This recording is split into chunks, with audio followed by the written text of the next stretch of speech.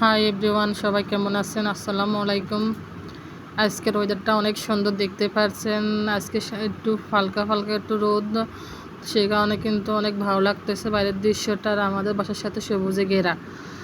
তো আমি আজকে মসুর ডাল দিয়ে ডিম দিয়ে কীভাবে রান্না করে সেই রেসিপি নিয়ে আপনাদের সাথে কিছু বলবো।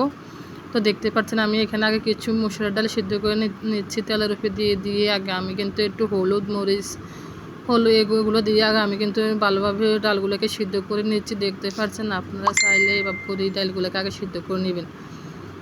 তো দেখেন, তারপর আমি আমার বাসাটা আপনাদের সাথে কিছু শেয়ার করে দিলাম, কারণ আমি আগে ঘুম থেকে উঠে ফ্রেশ হয়ে কিছু না খেয়ে আমি কিন্তু আমার বাসাটা পরিষ্কার করে ফেলি, কারণ আমার পরিষ্কার ছাড়া আমার কিছু খেতে একদম ভালো লাগে না। সেই কারণে আমি কিন্তু আগে বাসাটা সবসময় চেষ্টা করি পরিষ্কার পরিচ্ছন্ন রাখার জন্য।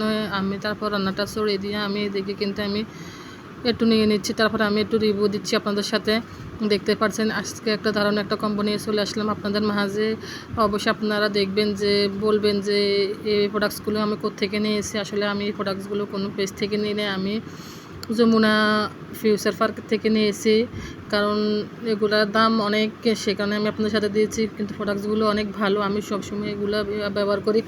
যে ফেস ওয়াশটা দেখছেন, আগে প্রথমে ফেস ওয়াশটা দিয়ে মুখটা ভালো করে ক্লিন করে নেবেন। তারপরে এই যে একটা ফেসিয়াল কম্বো, এটা দিয়ে প্রতিদিন 15 থেকে 20 মিনিট এটা মুখে দিয়ে রেখে দিবেন। তারপর পানি দিয়ে ভালোভাবে ধুয়ে নেবেন। তারপর দেখবেন ত্বকটা আপনার টান টান হয়ে যাবে বা অনেক উজ্জ্বল দেখা যাবে। তো আমি প্রতিদিনে এভাবে করি, আমি ফেস ওয়াশ দিয়ে মুখ ধুই, তারপর আমি এভাবে করি আমার ফেসিয়াল কম্বোটা দিয়ে দিই। তো দেখেন আমি কিন্তু দিয়ে দিচ্ছি, দিয়ে দিলে এগুলো কিন্তু শুকিয়ে যাবে। শুকার পরে কিন্তু আমি এগুলো ধুয়ে ফেলে তারপর আর একটা যে ক্রিমটা দেখলেন খাজানা, ওটা হলো খাজানা ক্রিম, ওটা হলো রাতের জন্য নাইট ক্রিম। আর যে ফেসিয়ালটা দেখতেছেন এটা হলো খাজানা লাল চন্দন। তারপর সব কিছু শেষে আবার রান্না কাজ চলে আসলাম। তো আমি আগে ডিমগুলো কিন্তু বেজে রাখলাম, আর এদিকে আমার ডালটা হয়ে গেছে, সেখানে আমি এখন ডিমগুলো দিয়ে দিব। তো আমি ডালটা ভালো করে সিদ্ধ করে নেওয়ার পর আমি কিন্তু ডিমগুলোকে এভাবে অ্যাড করে দিচ্ছি, কারণ এটাকে বলে মসুর ডাল বুনা, ডিম দিয়ে মসুর ডাল বুনা। তো এভাবে করি আমার যখন যেদিন বাসায় কিছু থাকে না, আমি সেদিন এভাবে করি আমি কিন্তু চালিয়ে দিই। তো দেখতে পাচ্ছেন আজকে এভাবে করে রান্নবো, আর কিছু আলু দিয়ে মাছ দিয়েও রান্না করব। একটা দিয়ে তো আর চলবে না, সেই কারণে আমি কিন্তু এভাবে করি। তো আমি আরও কিছু ভালো করে ডিমটা দিয়ে দেওয়ার পর আরও কিছুক্ষণ ব্লক আসার পরে কিন্তু আমি উঠিয়ে ফেলবো। তো আমি একটু ভালোভাবে নেড়ে ছেড়ে দিচ্ছি, যেন ডিমগুলো ডিম বা মসুর ডালের সাথে যেন ভালোভাবে মিশে যায়, সে কারণে আমি একটু নেড়ে ছেড়ে দিচ্ছি। আর এদিকে আমি কিন্তু আমার মাছগুলোকে একটু বেজে নিচ্ছি আলু দিয়ে রান্না করার জন্য।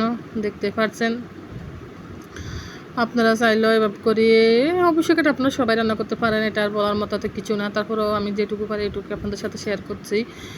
এই কেউ খারাপ উদ্দেশ্যে নেবেন না, যেটুকু পারি এইটুকুই। ছোটো ইউজার তো আপনাদের মতো তো ভাইয়া তো বড় ইউজার না, সেই কারণে যেটুকু পারি ওইটুকুই আপনাদের সাথে শেয়ার করার সবসময় চেষ্টা করি। তো আমি এভাবে করে তারপর কিছু পানি অ্যাড করে দিলাম। অ্যাড করে দেওয়ার পরে আমি কিন্তু এখানে মাছগুলো দিয়ে দিব।